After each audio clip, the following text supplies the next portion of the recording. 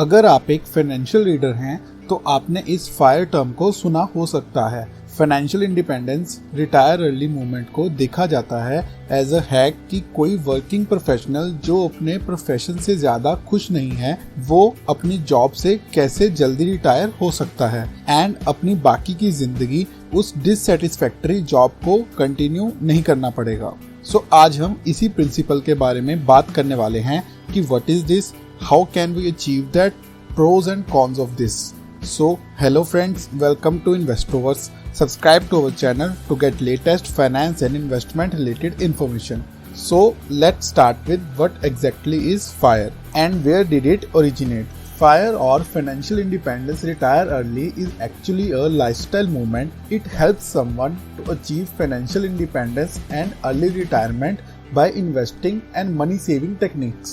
FIRE term was coined in USA.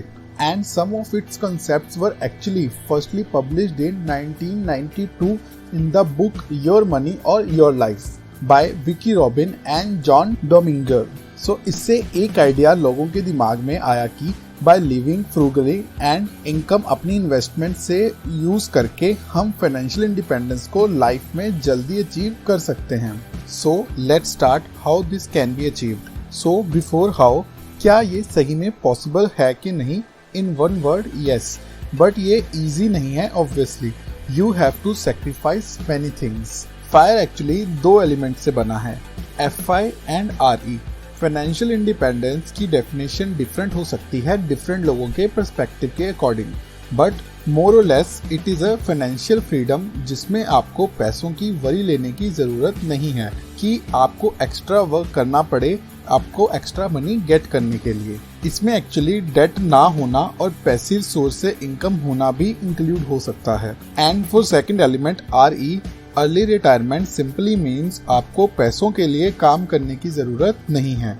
Fire को early life में achieve करने के लिए आपको कुछ पॉइंट्स पे ध्यान देना पड़ेगा, like first, start saving and investment as early as possible. ये मैं अपनी वीडियोस में कई बार पहले भी बता चुका हूँ कि start saving as early as possible. Early क्यों स्टार्ट करना चाहिए इसकी एग्जांपल बताऊं तो अगर आपको 50 इयर्स की एज में 1 करोड़ का कॉर्पस चाहिए, so with the rate of average return 12% आपको एज 25 इयर्स की एज से सेविंग स्टार्ट करेंगे तो SIP ऑफ 5,332 रुपीज पर मंथ करनी पड़ेगी। एंड इफ सिर्फ 5 years later that is age of 30 पे स्टार्ट करोगे तो ₹10,108 रुपीज पर मंथ इन्वेस्ट करने पड़ेंगे। सो देखा, आपकी इन्वेस्टमेंट सिर्फ 5 इयर्स के डिफरेंस पे डबल हो जाती है। सेकंड है avoid unwanted expenses and keep liabilities low. To achieve FIRE, you have to give up your unwanted just for impression lavish life. You have to invest the amount that you are planning to waste on new phones, parties and even in some cases vacations. जितनी liabilities आप लो रखोगे उतने ही ज्यादा assets आप create कर पाओगे। Third है invest as much percentage of your income as you can. So ideally this recommends 50 to 70% of your annual income to invest to achieve FIRE. To achieve FIRE as early as possible. Your basic needs and expenses are more, but try to decrease your expenses and invest as much as you can.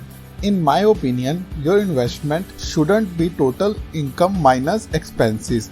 It should be like total income minus investment equal to expenses. देखने में similar हो सकता है but deep down ये different है। आपको अपनी investment पहले ही कंफर्म रखनी चाहिए कि कितने परसेंट आप रेगुलरली इन्वेस्ट करोगे। इट शुडंट बी लाइक कि जितने पैसे बचे उतने इन्वेस्ट कर दिए। So let's start with pros and cons of this fire movement. So let's start with pros. First is the fire ideology has helped people to take interest in financial matters from a very young age. Second is, in a world of wasting money in liabilities, this can help someone to cut unnecessary expenses. Third is, it helps someone to get free from hectic corporate schedules and unwanted jobs they have to do it for life. So for cons, FIRE philosophy has some challenges. First is, it focuses too much on retiring early in life, which is neither healthy nor exciting. Second is being extremely frugal by cutting expenses down dramatically on everything can harm your mental health. So, in conclusion, in my opinion, ये बात सही है कि ये movement बहुत famous है, but retiring early mentally आपके लिए सही नहीं है. आपको अगर इस मूवमेंट पे चलना है तो आपको फाइनेंशियल इंडिपेंडेंस पे ज़्यादा फोकस करना चाहिए instead of retire early. We are not recommending anything. Do research before investment.